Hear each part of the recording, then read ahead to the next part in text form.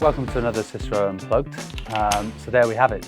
The results of the Conservative Party leadership election are in, and Kemi Badenoch is the new Conservative Party leader, following a 3-month-long leadership election in which the party was still reeling from a general election defeat the worst general election defeat for a generation.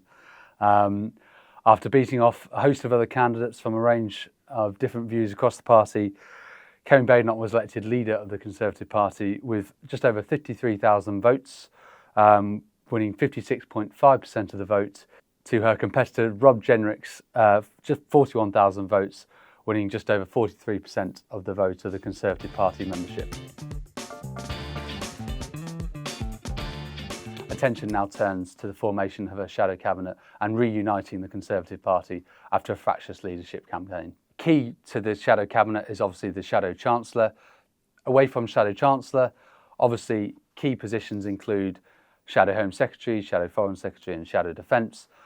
What Kemi Badenoch committed to in her leadership campaign was to really create an opposition of all the talents and really unify the Conservative Party and try and feature some of the leadership contenders, including Tom Tugendhat and James Cleverly. What will be interesting in the next day or two is whether this is really fulfilled in the new shadow cabinet, with previous shadow home secretary James Cleverly ruling himself out of a position in the shadow cabinet. Her first Prime Minister's questions will take place on Wednesday and will be a real test of parliamentary skill to coming up against Prime Minister Sir Keir Starmer. Kemi Badenoch will then go to the Backbench 1922 committee and address all the 121 Conservative MPs as new leader for the first time.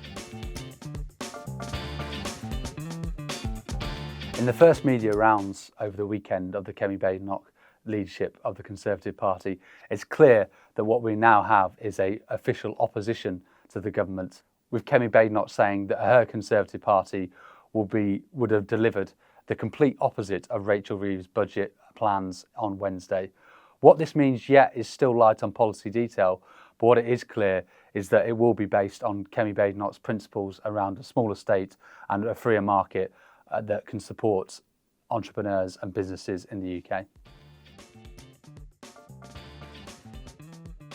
One advantage for new leader Kemi Badenoch addressing the Backbench 1922 committee is the implementation of new rules. The new rule will now stand that to face a no confidence vote, Kemi Badenoch will have to have a third of her Conservative Party MPs put in a letter of no confidence to the new Backbench 1922 chair, Bob Blackman.